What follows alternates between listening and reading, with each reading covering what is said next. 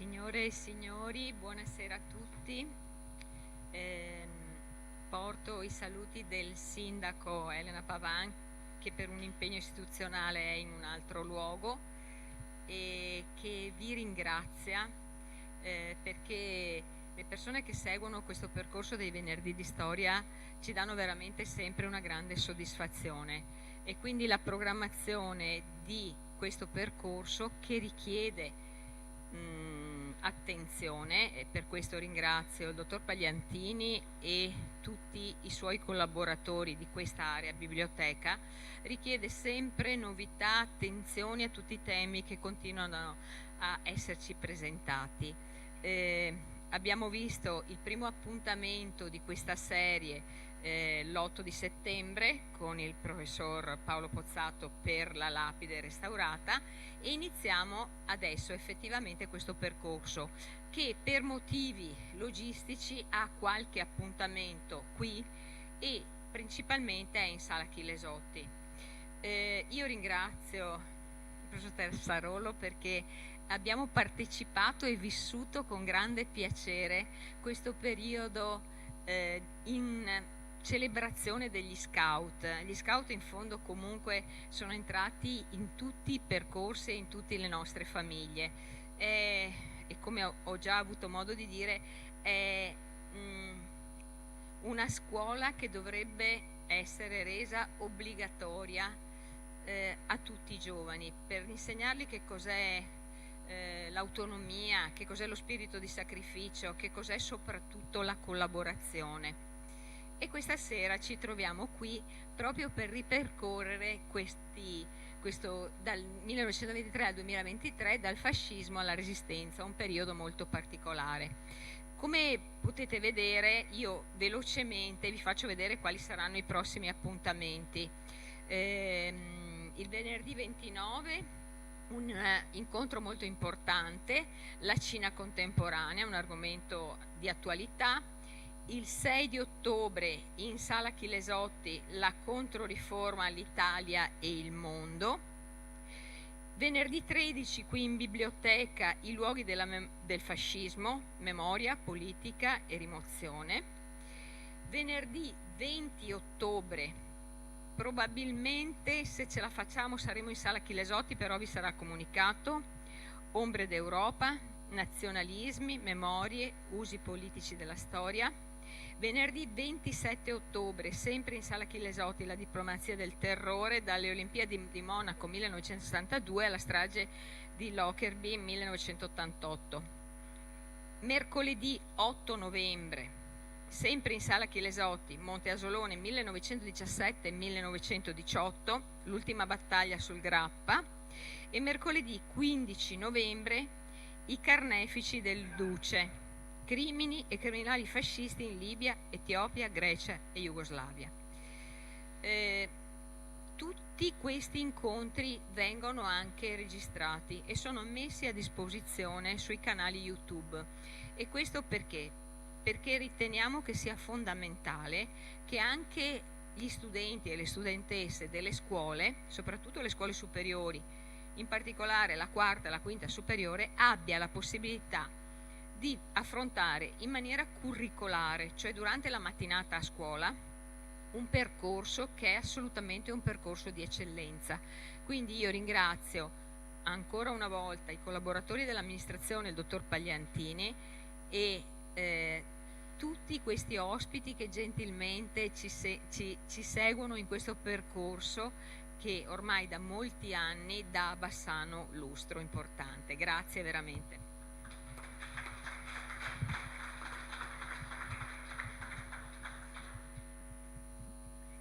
Bene, ringrazio a mia volta l'assessore Giovanella Cabion e diamo subito inizio a questo incontro che riguarda proprio i momenti fondamentali dello scautismo bassanese legati al fascismo, all'avvento del fascismo, allo scioglimento dell'ASCI e alla ripresa subito dopo la fine della Seconda Guerra Mondiale.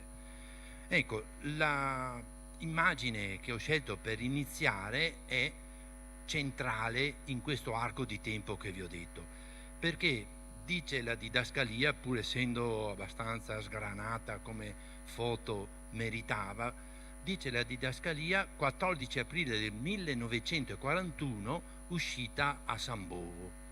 E non è una data qualsiasi, perché se ci pensiamo un attimo vuol dire quasi un anno dopo l'ingresso nel secondo conflitto mondiale dell'Italia, dopo tutta la serie di sconfitte che abbiamo avuto come esercito italiano in Grecia, in Francia agli inizi, in Africa, e quindi un momento chiave. E il fatto che si ritrovino questi che erano stati scout o che diventeranno scout è un momento fondamentale.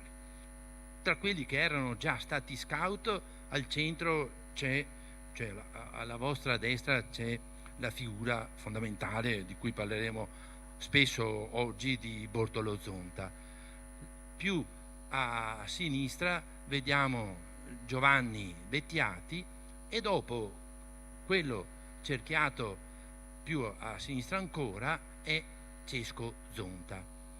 Ebbene, Cesco Zonta era classe 1923, quindi non aveva potuto partecipare allo scoutismo bassanese, però ciò nonostante, e lo dirà in un suo diario, sentiva il fascino della vita scout. E la cosa da dire subito è che lo sentiva durante gli anni che si chiameranno giungla silente, cioè dopo lo scioglimento dell'aprile del 1928.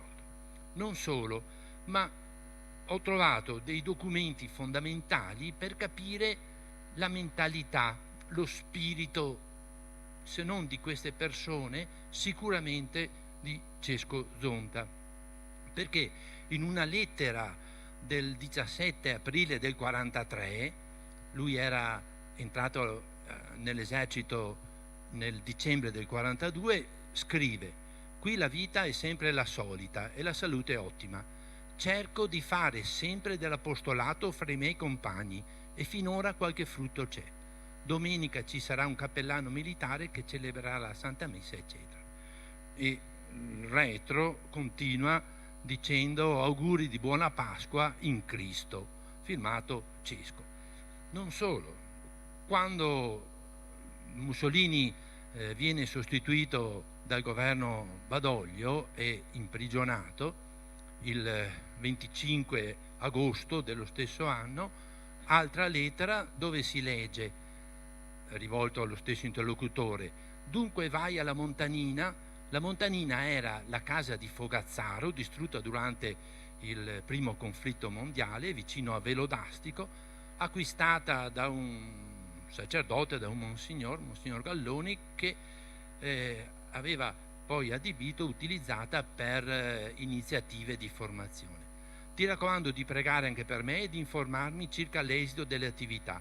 Inoltre mi saluterai tutti i vecchi amici, in particolare Don Vincenzo Borsato, che sarà tra i fondatori delle Acri finita la guerra. Aggiunge: ho sentito pure della nomina del nuovo vescovo nella persona di Monsignor Carlo Zinato, e infatti sarà proprio l'8 settembre che Monsignor Zinato entra nella diocesi di Vicenza. Da dire anche che Mussolini era caduto, quindi la cartolina è sempre quella esaltata a favore del fascismo, ma le parole "l'avvenire è nostro nelle nostre mani" e via sono evidentemente cancellate, così come la voce Mussolini. Ecco, da dove veniva questa impermeabilità, ben rappresentata credo dalle parole che vi ho detto di Cesco Zonta e degli altri di quello stesso periodo? Allora, senz'altro veniva dall'Azione Cattolica, e questa, eccola qua, questa immagine ce lo dice. Non c'è la data, è un pellegrinaggio a Monteberico. A reggere il cartello vicariato di Bassano è Rino Borin, poi diventerà sindaco, e a sinistra si riconosce proprio Giovanni Bettiati. Quindi è un mondo che ha una vita a sé, come cercheremo di dire insieme fra poco. però viene anche dallo scautismo, nel senso che, esempio, Cesco Zonta non solo era dentro quelle iniziative nascoste, clandestine che si facevano, aveva subito il fascino del modello educativo di Baden-Powell, ma lo scautismo ha anche qualcosa di più, che a Bassano ha radici che non solo resistono, ma sono anche molto profonde. Ebbene, da tempo circolava questa immagine che compariva in una grande pubblicazione che era Bassano in soffitta e riportava la data settembre del 1915, però nessuno sapeva a che cosa si riferisse, chi fossero e se fosse vero che gli scout a Bassano erano già in quell'anno.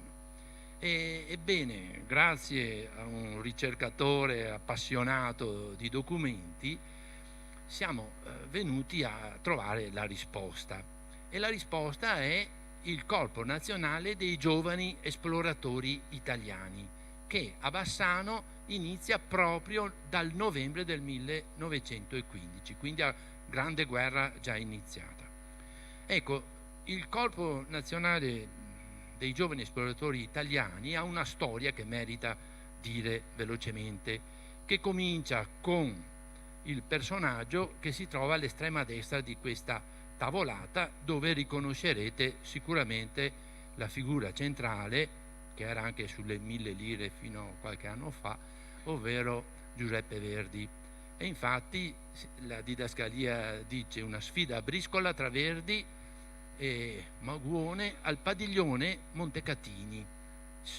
Le terme di Montecatini, tutta una cosa così di salute eccetera, che a noi interessa perché fondamentale nella storia dello scautismo italiano è il signore che si trova alla vostra destra a questa tavolata, ovvero il medico torinese Carlo Colombo, il quale tra le varie cose insegnava alla facoltà di medicina, era interessato a tutto quello che significava educazione sanitaria, prevenzione e, come si vede qua, fisiokinesiterapia, quelle che oggi chiameremo con termine simil straniero spa, che in realtà è latino salus per acqua, e ce ne sono un bel po' che sappiamo bene. Ebbene, il nostro Colombo ne inventa una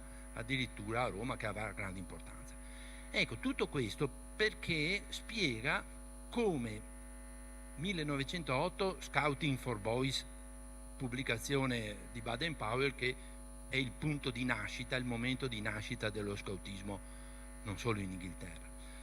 1910, 11, 12 qualcosa troviamo anche in Italia, a Bagni di Lucca, a Genova, a Milano, a Napoli, però la mossa vincente è questa del medico Carlo Colombo, che arriva allo scoutismo proprio per ragioni igienico-sanitarie, come sistema di prevenzione, educazione alla vita all'aria aperta e avanti così. E infatti, da buon scienziato pragmatico, comincia con un viaggio in Inghilterra, incontrare, leggere, portare a casa pubblicazioni, poi un annuncio su un quotidiano romano per raccogliere giovani e sperimentare le teorie che erano di Baden-Powell.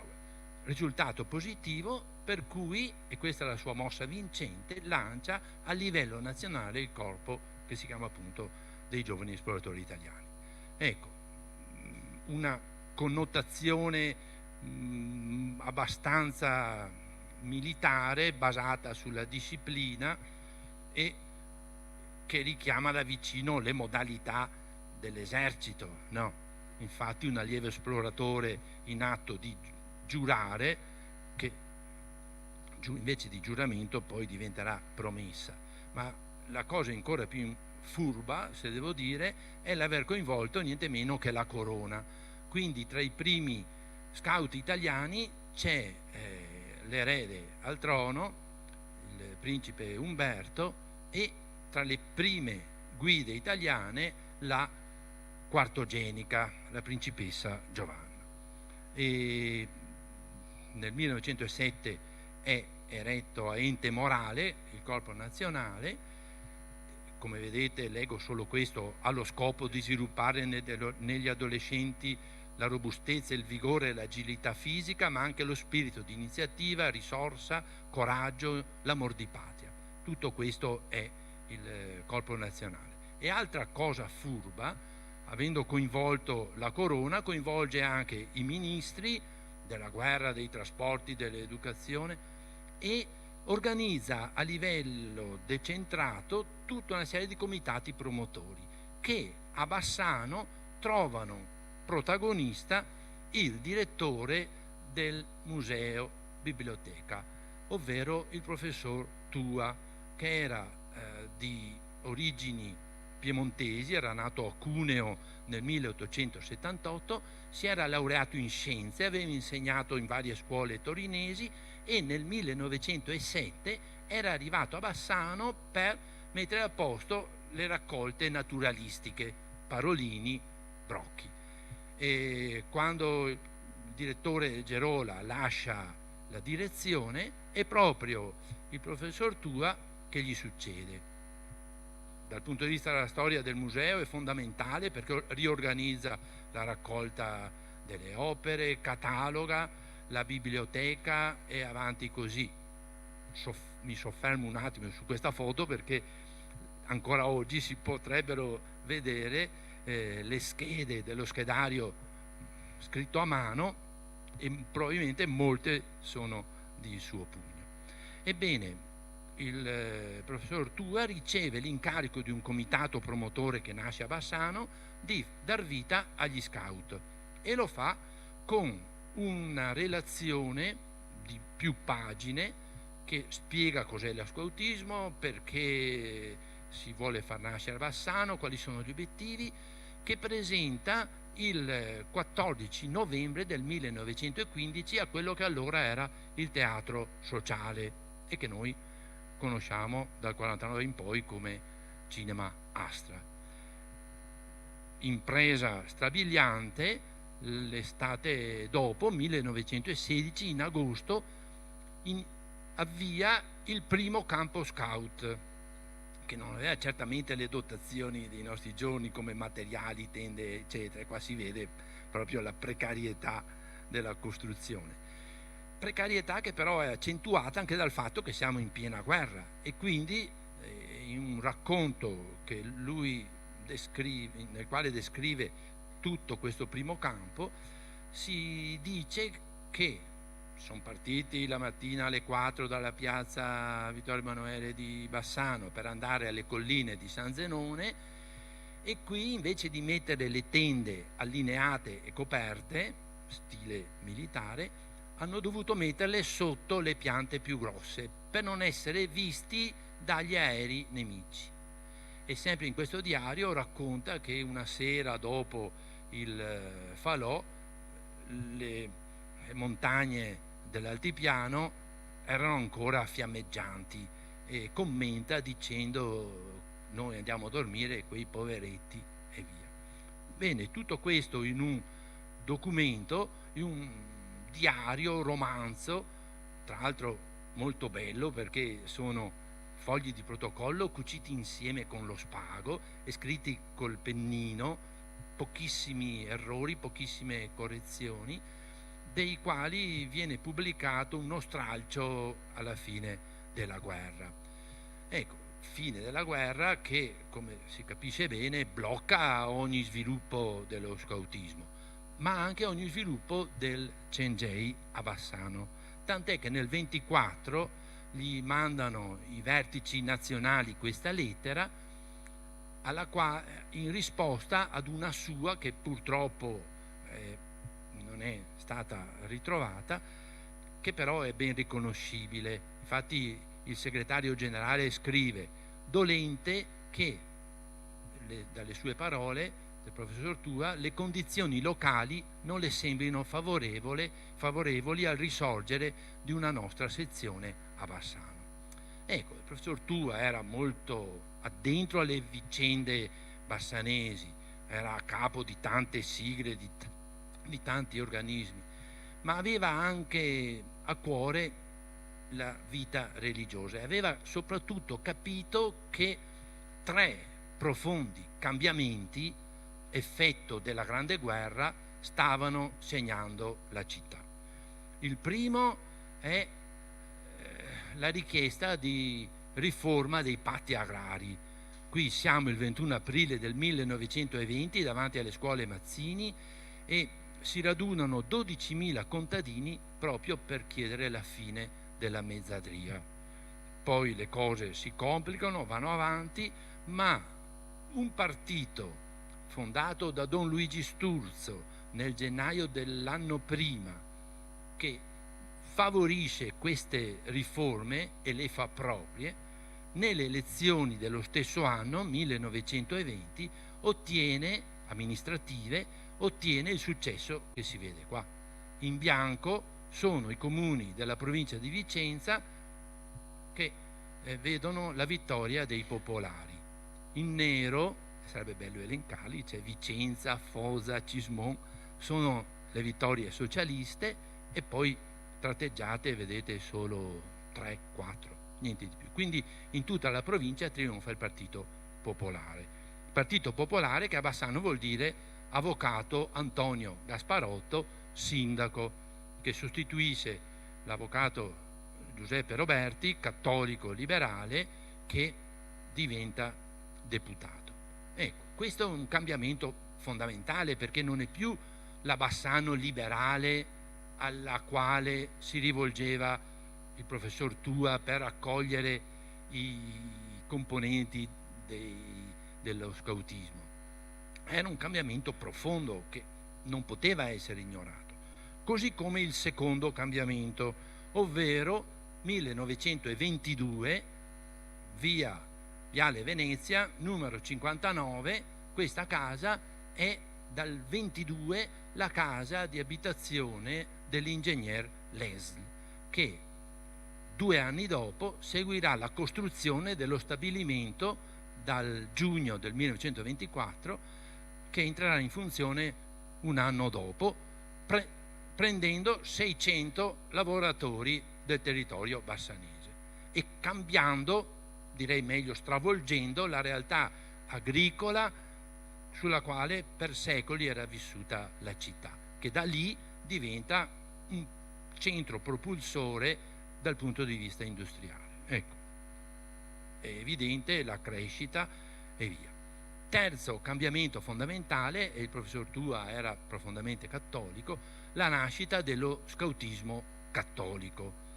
I primi tempi non era facile immaginare scout cattolici, tantomeno guide, però Mario Di Carpegna, dirigente sportivo con entrature internazionali, cerca di darsi da fare e rapidamente, invece di entrare nel Corpo Nazionale Giovani Esploratori, che non aveva questo contrassegno religioso, anzi chiedendo un minimo di salvaguardia dei principi, se non altro la possibilità di fare le attività dopo che i giovani avevano potuto andare a messa la domenica, per esempio. Ecco, a tutte queste richieste la risposta negativa fa sì che nascano nel 16 gli scout dell'Asci, proprio con l'aggettivo cattolico in gran evidenza. È sempre Mario Di Carpegna che nel 22 traduce Scouting for Boys. Quindi è evidente che a Bassano lo scoutismo del Cengiei non aveva futuro. E qui c'è anche un altro motivo importante, perché il patronato San Giuseppe era nato con la presenza come educatori dei padri giuseppini, non a caso il nome dell'istituzione era questa. E agli inizi della guerra i padri dicono che non vogliono più rimanere a Bassano, si pensava fosse una cosa temporanea e invece non ritornano più. Quindi è Don Giovanni Pacchin, direttore del patronato e sacerdote della parrocchia di Bassano, che deve preoccuparsi dell'educazione. E avendo in mano il libro Scouting for Boys tradotto da Carpegna, capisce che quella era una strada che bisognava percorrere. E così con Pietro Fachinello e Bortolo Zonta dà il via alla nascita dello scoutismo cattolico proprio al patronato San Giuseppe, che si chiamerà Riparto Sant'Ermete, uno dei santi protettori della città. E qui si dice 29 giugno del 24, ma la prima attività è domenica 26 agosto dell'anno prima, del 23, quindi giusto 100 anni fa. E il Prealpe ne dà notizia raccontando così. Dunque, scusate che leggo. Domenica ha avuto luogo la prima giornata di campo per gli esploratori cattolici, la prima volta che essi hanno abbandonato il focolare domestico per affidarsi a se stessi e per dividere le gioie e gli eventuali turbamenti della nuova famiglia. Alle 4 avviene in piazza Vittorio Emanuele la partenza, alle 5 messa alla chiesa di Pove e poi comincia la salita, sospesa alla Bastia, dove i cucinieri allestiscono la cucina da campo e preparano un ottimo caffè.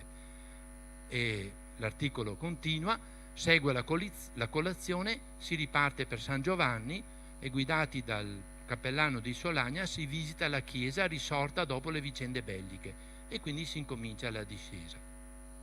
Intanto i cucinieri preparano il pranzo, breve riposo e visita al cimitero di Campo Solagna, dove vengono resi gli onori ai numerosi eroi che dormono il sonno eterno e per un momento cessa l'ilarità della comitiva.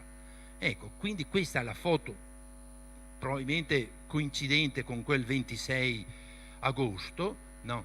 Dove si vedono gli scout bassanesi con la bandiera, alcuni col cappellone e la divisa, altri no, che fanno visita a questo che era uno dei vari cimiteri che sorgevano immediatamente nelle retrovie sul massiccio. Ce n'erano 4, se ben ricordo.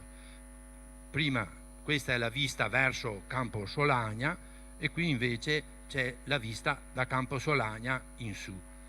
Purtroppo, apro parentesi veloce, sì, ai nostri giorni c'è un bosco che copre tutto, ma soprattutto giusto dove c'era il cimitero c'è un villaggio turistico costruito negli anni 60.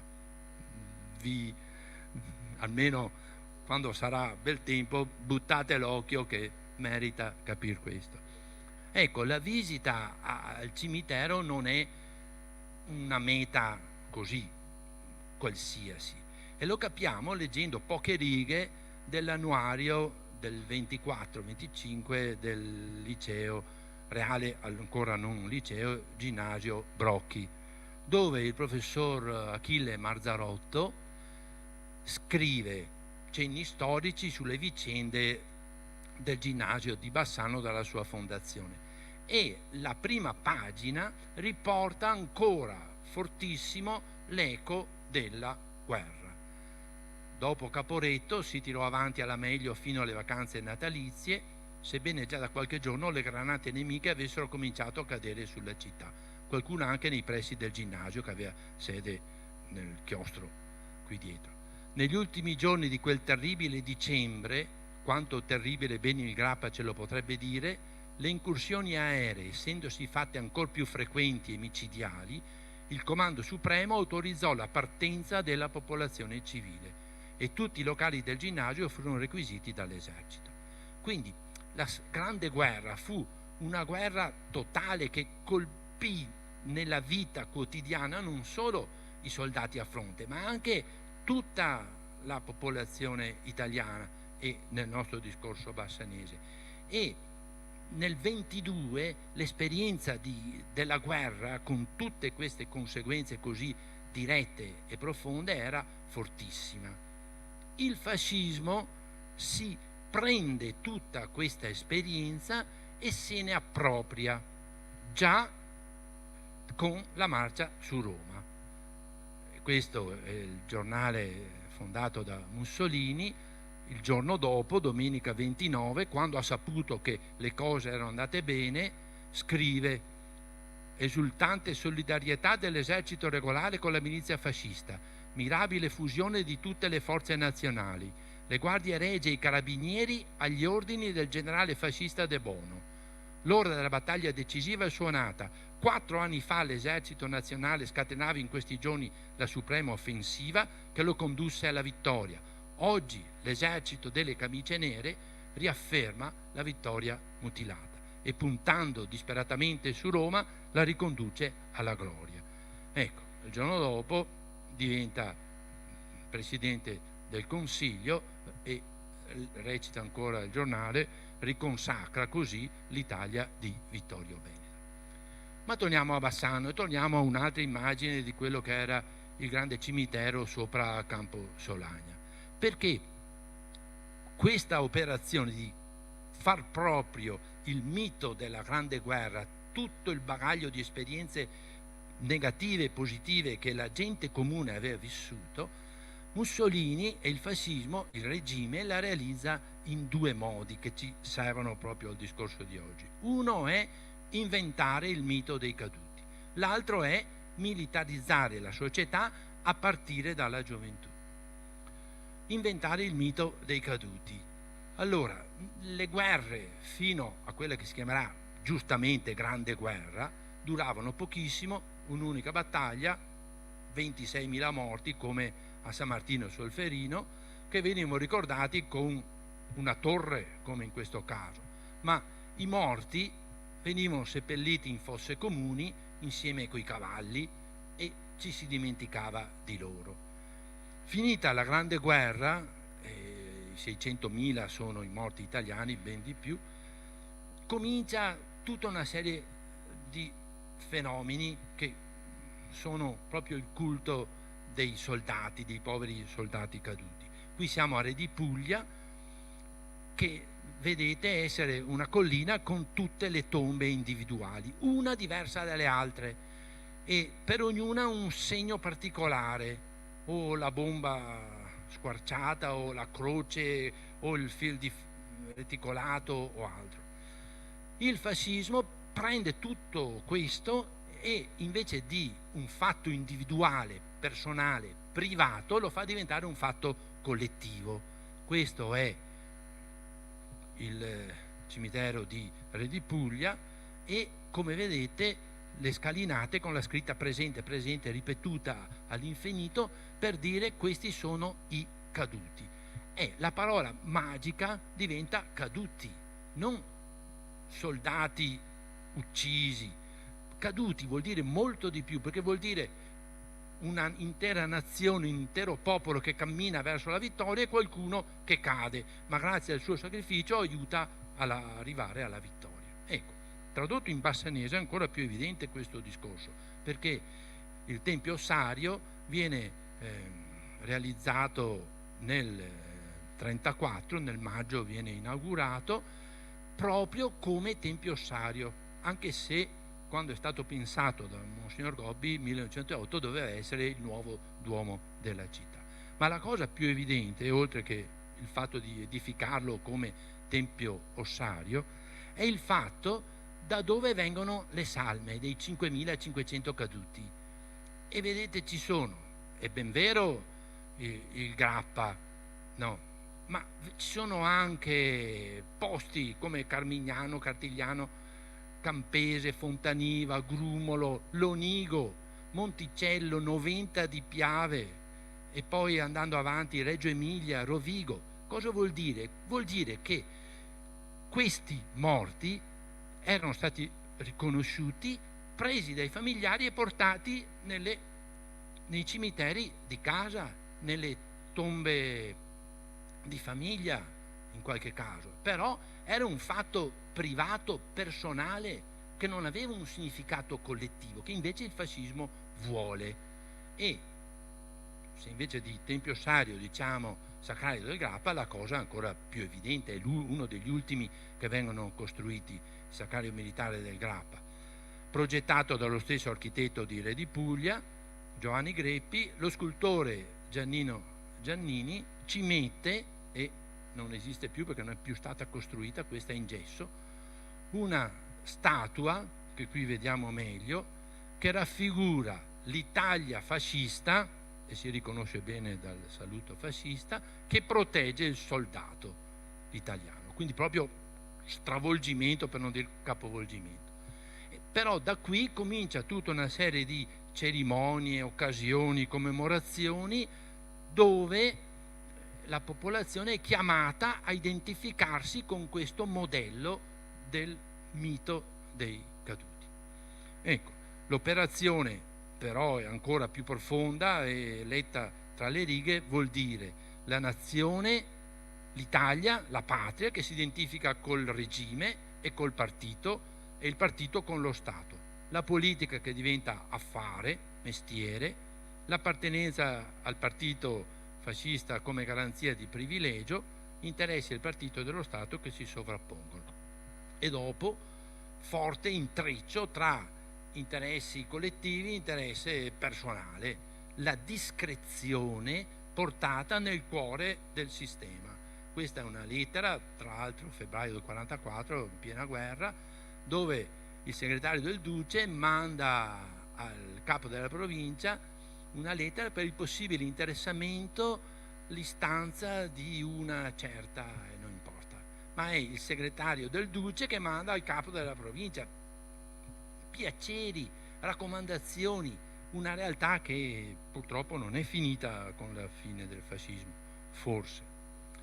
Comunque tutto questo ha un significato profondo che lo stesso Mussolini spiega bene.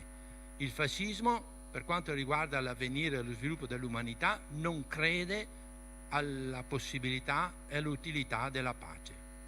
Respinge il pacifismo che nasconde rinuncia alla lotta e viltà di fronte al sacrificio. Solo la guerra porta al massimo di tensione tutte le energie umane e imprime un sigillo di nobiltà ai popoli che hanno la virtù di affrontarla.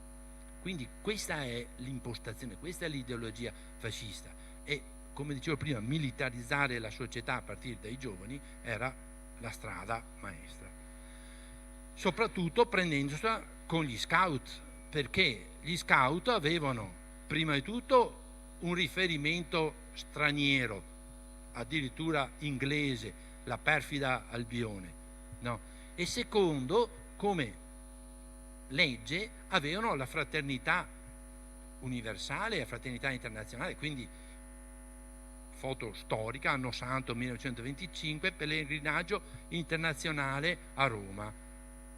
Bortolo Zonta e Piero Facchinello insieme con qualcun altro vi partecipano, ed era qualcosa che il fascismo assolutamente non voleva ammettere, e lo vediamo molto presto, ancora prima dello scioglimento, a cominciare da Don Giovanni Minzoni, arciprete, combattente decorato al valore di Argenta, tornato alla fine della guerra, fa partire gli scout cattolici, una biblioteca, un teatro per i ragazzi, il doposcuola e una cooperativa agricola per far lavorare i contadini del Ferrarese. Quando viene assassinato dalle squadre fasciste un consigliere comunale socialista, nel discorso, nell'omelia che tiene durante il processo, accusa esplicitamente i fascisti. Il risultato, 23 agosto del 23, viene assassinato a bastonate, a manganellate.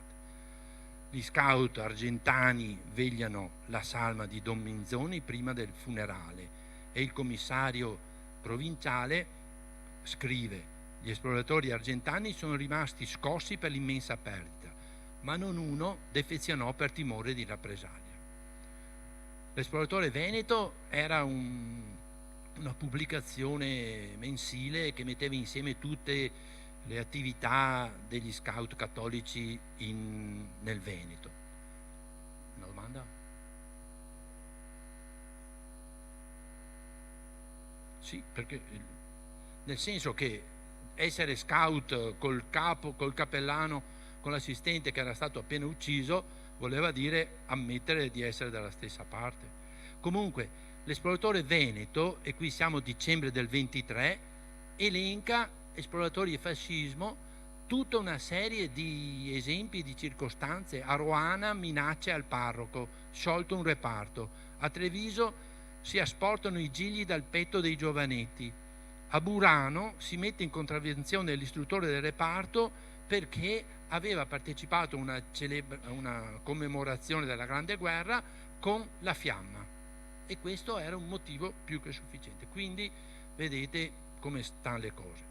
La foto non è delle migliori, però vediamo Monsignor Arena, il Don Francesco Regretti a sinistra e Don Federico Mistrorigo. Siamo a Sandrigo. A Sandrigo, elezioni del 24, vince abbondantemente il Partito Popolare, e il giorno dopo arrivano gli squadristi che pestano i due cappellani in questo modo. Trascinano nella piazza il Mistrorigo, poi si fanno dare le chiavi del patronato, prelevano il direttore Don Francesco Regretti, convalescente per malattia, lo spingono in piazza e lo caricano su un'automobile. Per 26 km condotto fuori dal paese, ogni tanto lo facevano scendere piantandogli una pistola alla nuca. Infine lo abbandonano in un'aperta campagna, tramortito e sconvolto, non senza prima averlo sbeffeggiato e avergli urinato addosso. Don Francesco Regretti aveva fondato un riparto scout a Sandrigo e aveva prestato le tende agli scout di Bassano per il primo campo. Ecco, Monsignor Rodolfi telegrafa a Mussolini denunciando il fatto. La domenica successiva si reca a Sandrigo e nella chiesa gremita, dopo aver rivolto parole di conforto alla popolazione costernata e deplorato il delitto, proclama la scomunica per gli esecutori e i fautori della criminosa spedizione. 1925, salendo ai cimiteri di guerra, è l'anno dopo, ma gli scout hanno ancora l'ardire di fare questa cosa perché la sentono propria loro, anche se il fascismo cerca, come dicevo, di appropriarsene. Altre occasioni di questi primi anni: 14 agosto 27 si festeggia l'onomastico di Bortolo Zonta, 27 1 novembre annuale, sottolineo, omaggio ai caduti. C'è ancora Bortolo Zonta, l'assistente non è più Don Giovanni Pachin, però vanno nei cimiteri di guerra a rendere omaggio ai caduti. Ecco, il fascismo si prende questo modello e lo fa proprio, inventando nel 26 l'opera nazionale Balilla per l'assistenza e l'educazione fisica e morale della gioventù. Questo è quello che fa. Lo scopo esplicito di Mussolini è detto in poche parole. Eccole qua, dice esattamente, ascolta, sono sbagliato, torno avanti, eccolo qua: come supremo regolatore della vita nazionale, lo Stato non può rimanere inerte lasciando all'iniziativa individuale l'inquadramento dei ragazzi, ma deve provvedere con mezzi idonei a preservare incorrotta la gioventù e a prepararla in un'atmosfera di disciplina ai compiti che spettano a ciascun cittadino in uno Stato organizzato per la sicura grandezza del Paese. E questo è la mentalità, la cultura, proprio l'ideologia fascista, ben diversa dallo spirito dello scautismo che Baden-Powell, che era stato militare, aveva una lunga esperienza nell'esercito, ha ben presente ed è diametralmente opposto. L'addestramento militare plasma l'individuo fino a renderlo simile a un modello predeterminato e a farne un pezzo di un meccanismo. Lo scopo dello scautismo è anzitutto sviluppare il carattere personale e lo spirito di iniziativa del singolo, esattamente il contrario. Ed è per questi motivi profondi, no, che il fascismo mira a sbarazzarsi di tutti i concorrenti, che erano un termine di confronto fastidioso, perché una cosa era intruppati tutti uguali a seguire un'unica persona, una cosa era sviluppare la propria iniziativa, la propria autonomia, e questo che Mussolini assolutamente non vuole. Non vuole soprattutto da quando, siamo 31 ottobre del 26, il giovane al centro di questa immagine, che assisteva al passaggio di Mussolini a Bologna, che era andato a inaugurare lo stadio Dallara, viene accusato di aver attentato alla vita del Duce dalla gente lì presente. Viene preso e ucciso sul posto. I suoi genitori, i suoi fratelli vengono tutti imprigionati.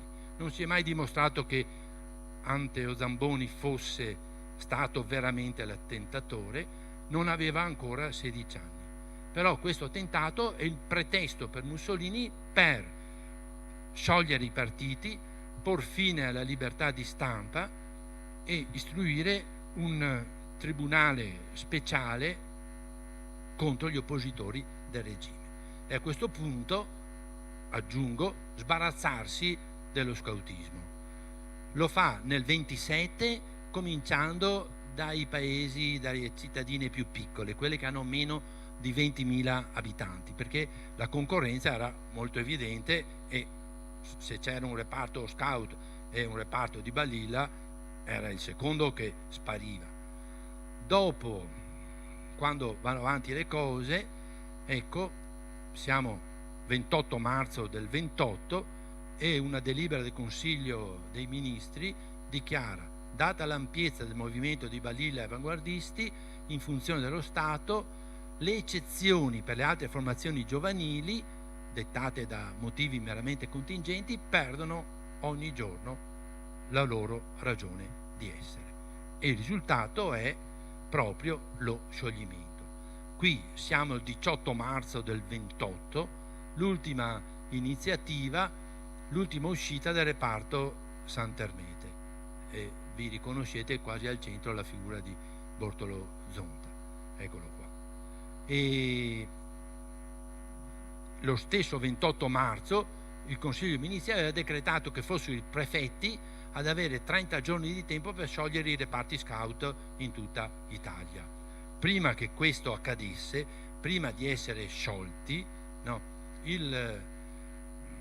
viene mandato l'invito a tutti i dirigenti locali di autosciogliersi, ed è così, con questa lettera che vi leggo perché merita, Bortolo Zonta il 29 aprile 1928 comunica ai capi provinciali lo scioglimento. Per l'ultima volta abbiamo indossato la nostra divisa, per l'ultima volta abbiamo lanciato il nostro grido, San Giorgio Italia. Obbedienti alle leggi della patria, ripiegheremo le nostre bandiere, non dimenticando il motto: una volta esploratore, sempre esploratore. Ecco, nel 1900, eccolo qua.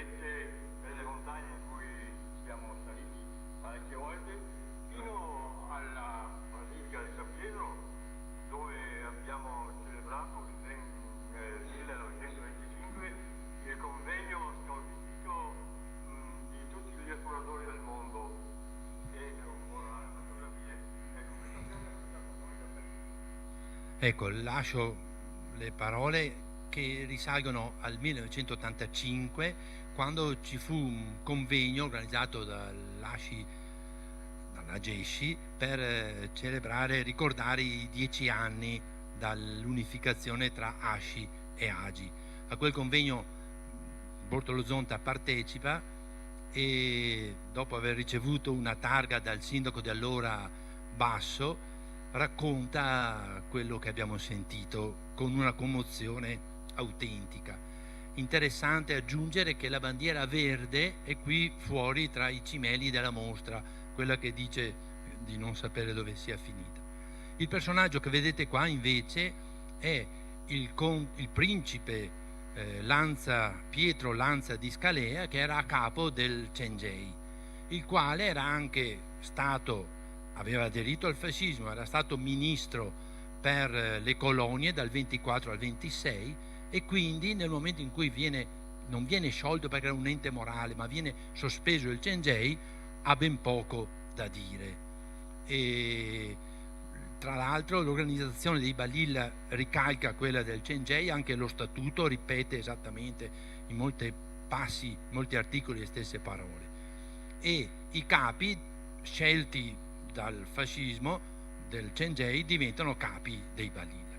La cosa però non è così liscia come vi ho detto, perché in molti casi i reparti si sciolgono, quelli del Cengei, però rinascono sotto mentite spoglie, invece che giovani esploratori italiani, per esempio a Trieste si chiama Gruppo Escursionista Indomito, ma la sigla è sempre la stessa. Per quanto riguarda invece gli scout del riparto Sant'Ermete, entrano nel circolo sanbassiano dell'Azione Cattolica oppure organizzano attività con il CAI, e le vediamo qui ben lontane, cioè anche dopo lo scioglimento. 1930, campo estivo in Val Campelle, e la cosa interessante è che mostrano con grande evidenza la fibbia dell'Asci, eccola qua, e la si vede in uno ben proprio evidenziata con orgoglio, con onore.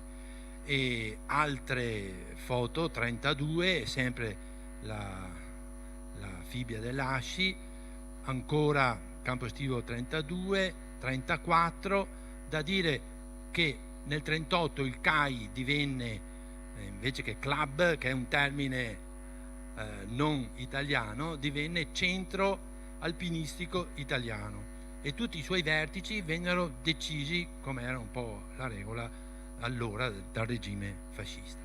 37, altre foto.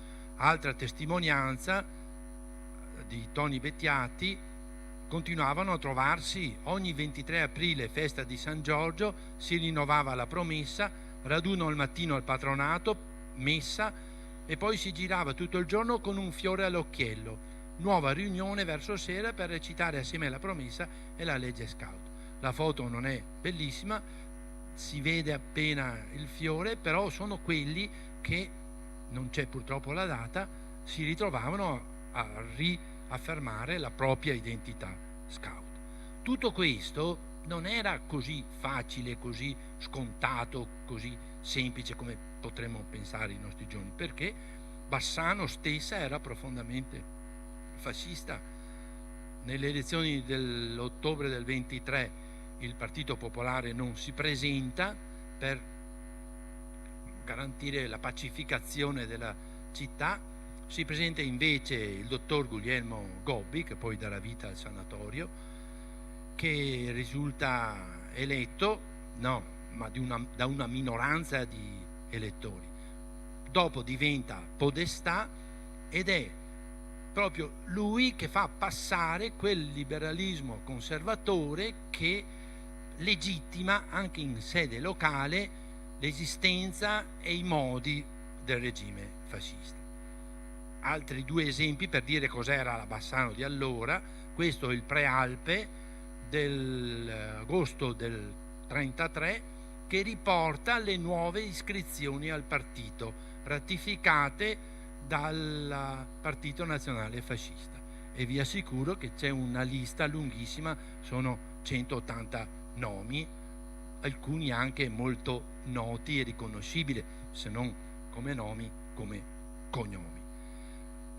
Raffronto tra le votazioni 24, 29 e 34, vedete i voti contrari a livello nazionale: 24 sono 2.600.000, 29 136, nel 34 sono 15.000 su scala nazionale.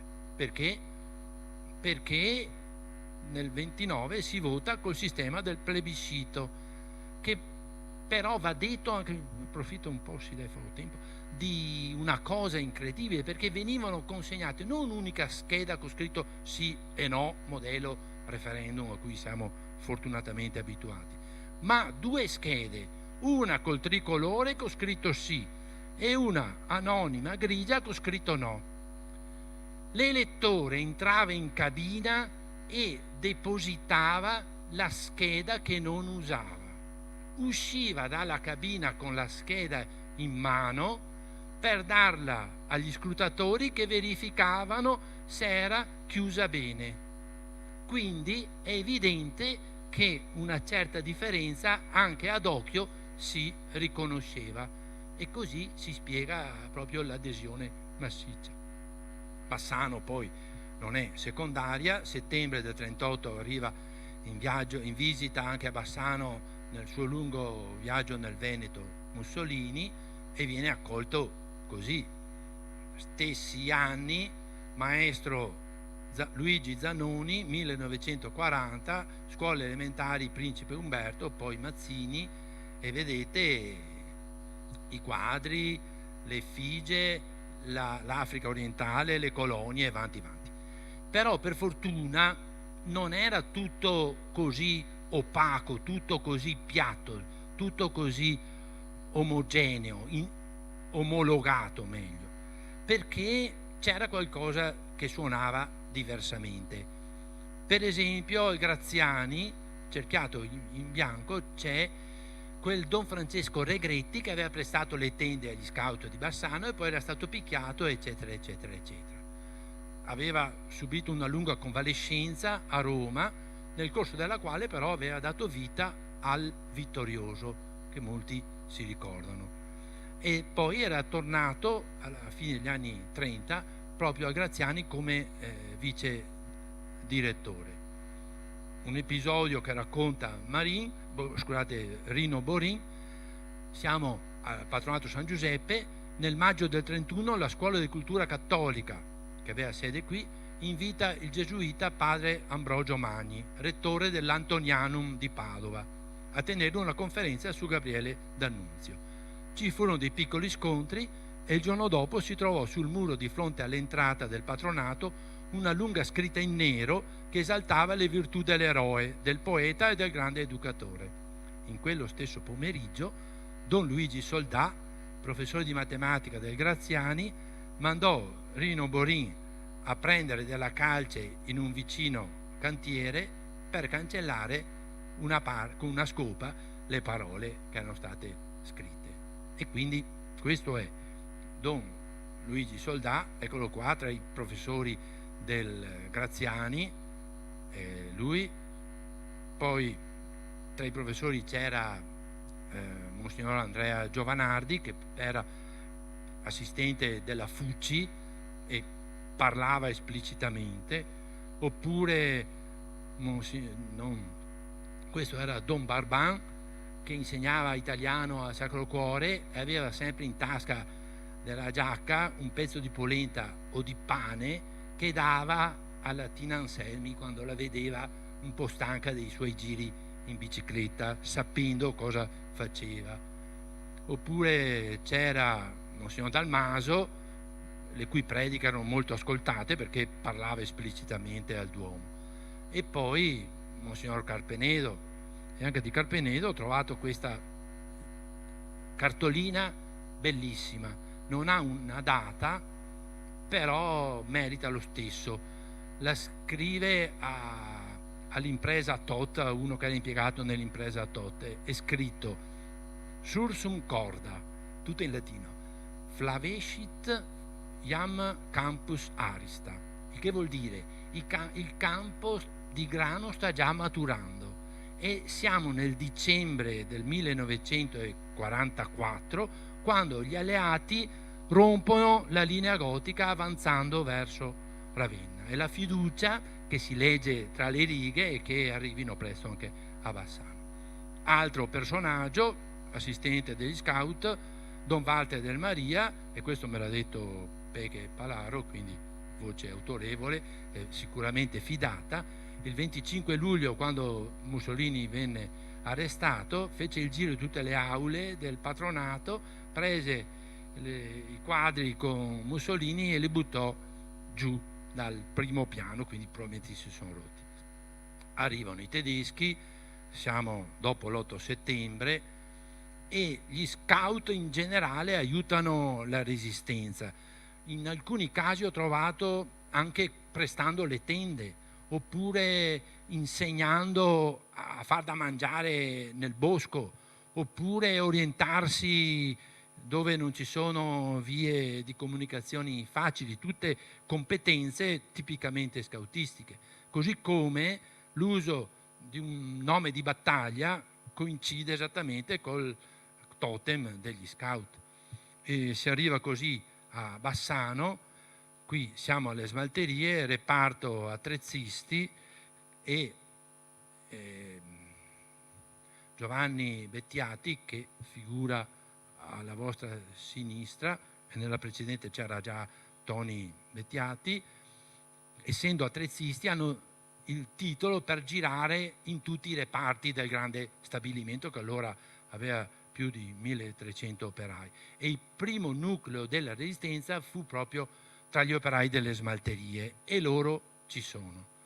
E infatti, nella triste parentesi del periodo bellico, racconta una cronistoria delle smalterie, la produzione venne contratta per mancanza di materia prima e per limitazioni governative. L'azienda dedicò gran parte della sua attività all'espletamento di commesse di articoli militari per i tedeschi, che potevano essere costruiti con l'attrezzatura esistente come elmetti, gavette, casse di cottura, eccetera.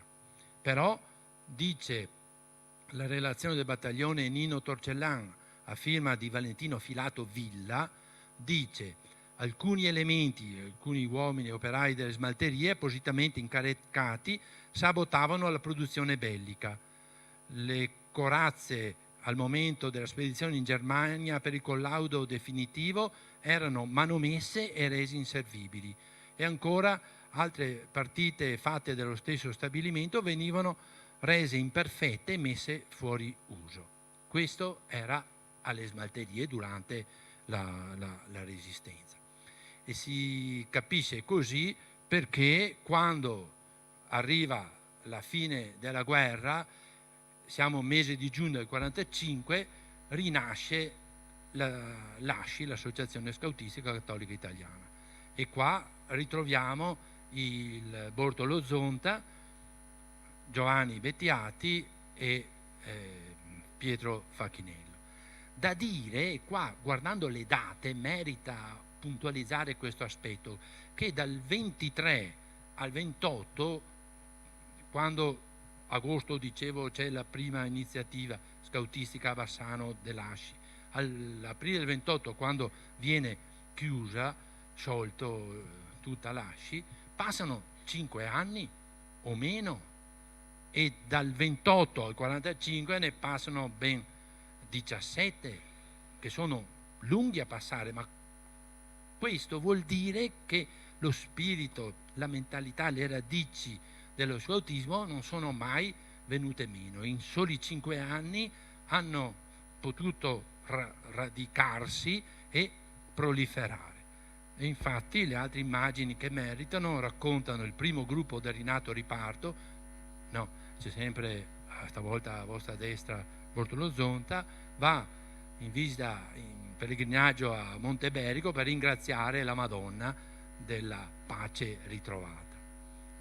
Dopo l'investimento in Duomo, il rinato riparto Bassano 1, 20 gennaio del 46, e qui ritroviamo Don Walter del Maria, Bortolo Zonta, Giovanni Bettiati e in alto 17enne Silvano Lago. Ecco, quindi proprio Tony, sì, giusto, Tony.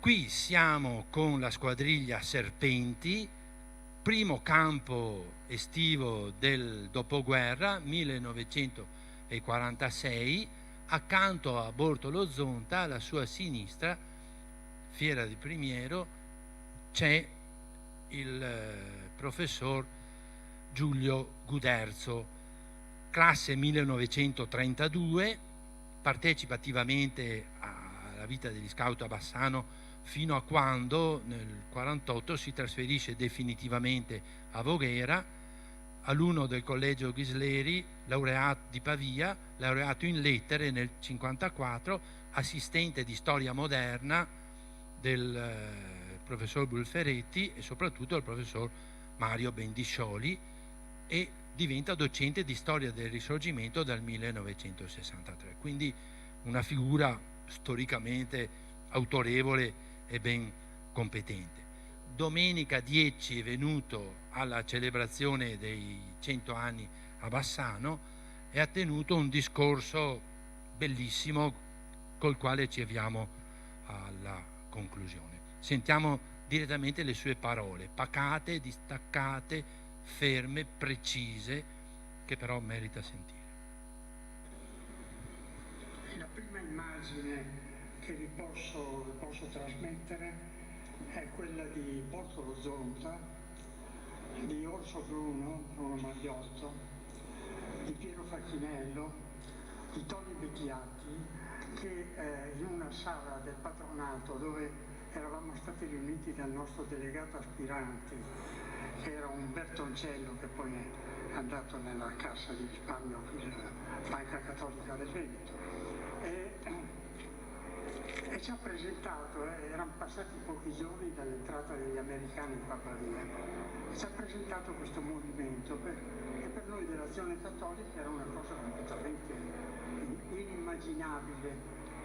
Le parole con cui è stato presentato il movimento ha entusiasmato immediatamente un bel gruppo di quei ragazzi che eravamo. Dovete pensare che il patronato allora era l'unico centro, lo è stato per tutta la guerra e lo era anche prima, è l'unico centro di aggregazione del mondo giovanile bassanese. Quindi eravamo lì in una riunione degli aspiranti di Azione Cattolica, riempivamo questa sala, saremmo stati un centinaio, e abbiamo sentito queste parole evocatrici di qualcosa che per noi era assolutamente nuovo, perché non avevamo mai sentito parlare di questa cosa, e ci è stata presentata così bene e con parole così brillanti. In particolare ha parlato Marghiotto, che non aveva fatto l'esperienza prefascista, era un giovane del gruppo che era stato appena incaricato dal vescovo Monsignor Zinato di occuparsi degli scout nella diocesi, non solo, lui non era neanche residente a Bassano, è venuto dopo. Con un gruppo di amici, in particolare con Mario Milani, con cui eravamo amici fraterni, abbiamo sentito la voglia di entrare in questo movimento ed è cominciata l'avventura per noi. Devo dire che è stata immediatamente una cosa che ci ha preso, ci ha scaraventato in un mondo che non immaginavamo nemmeno. Voi dovete pensare che questa idea di mettere insieme gruppetti di ragazzi 5-6 autonomi con un capo squadriglia, con un vice capo squadriglia, e che avevamo lanciati in avventure di cui poi diremo 4 cose, per noi era una cosa completamente nuova. Perché? Perché eravamo abituati ad essere, non voglio dire gregge, ma massa. Si andava alle adunate della GIL, la Gioventù Italiana del Littorio, si ascoltava uno che parlava si stava sull'attenti col foulard, con il medaglione di Mussolini, il foulard avevamo anche come balilla, e poi finiva lì. E poi si attraversava la città. Io ho fatto parte di un gruppo che, per darsi un tono, si è innamorato del tamburo, e quindi sono stato tamburino. Attraversavamo la città cantando la canzone dei Balilla, e poi buttavamo questo materiale nella casa del fascio, e tutto finiva lì. Si ascoltava sempre uno solo che parlava, ed era la fotografia di come erano le piazze italiane, con uno solo che teneva banco. Ecco, lo scontrino rovesciava questo mondo. Improvvisamente ci sentiamo responsabilizzati e siamo ognuno una persona, mentre prima eravamo solo un gruppo, un insieme. Quindi il passaggio dal Balilla allo scout è stato un passaggio traumatico e entusiasmante. Ecco, con cui... Ecco, eravamo abituati ad ascoltare uno solo, e invece siamo diventati autonomi con la nostra iniziativa, con la nostra identità, ed è un cambiamento fondamentale, decisivo. Però è un cambiamento che dalle parole del professor Guderzo sembra quasi ovvio, scontato, ma che in realtà nasceva in un contesto che era assolutamente terribile. Basta vedere poche immagini per rendercene conto.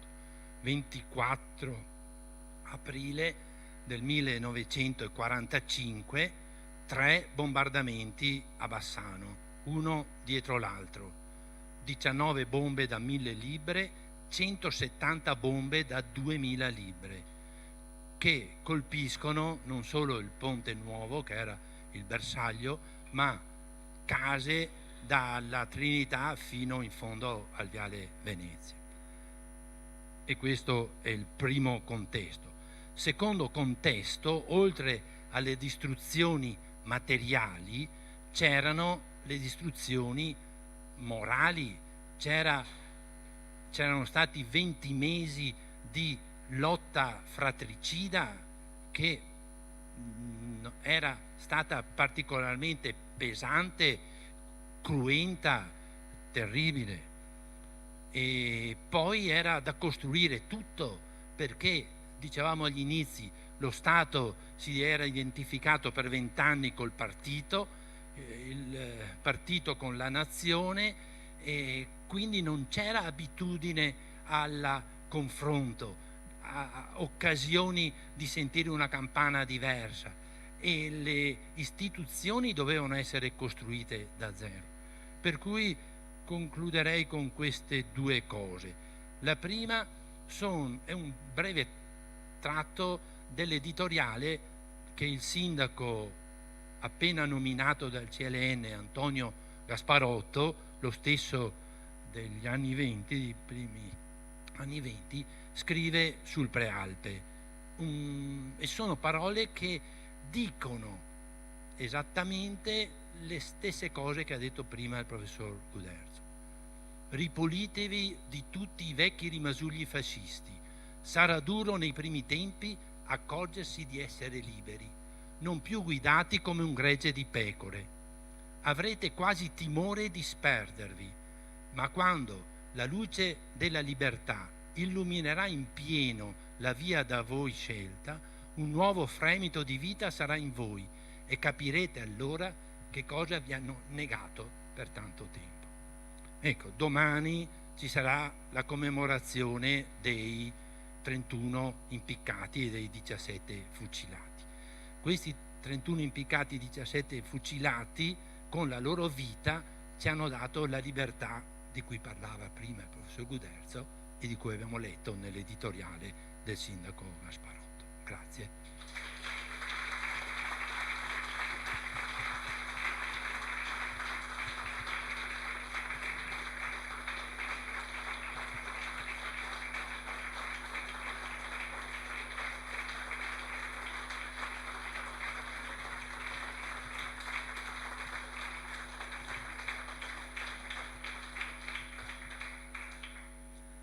allora, c'è il libro in vendita con tutta la storia di 100 anni degli scout a Bassano, e se ci fossero domande, interventi brevi, perché abbiamo forse 10 minuti, non di più, potrebbero starci.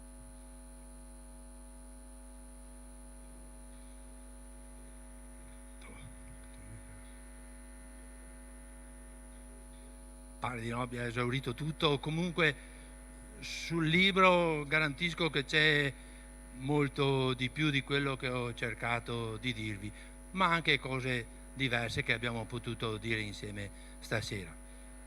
Conclusione mia, ringrazio i responsabili degli scout da Bortolo Zonta e del comitato che hanno organizzato tutte le iniziative di questi giorni e che mi hanno incaricato di scrivere questo lavoro che mi ha particolarmente appassionato, e spero che sia altrettanto per voi che lo leggerete. Grazie e arrivederci alla prossima volta.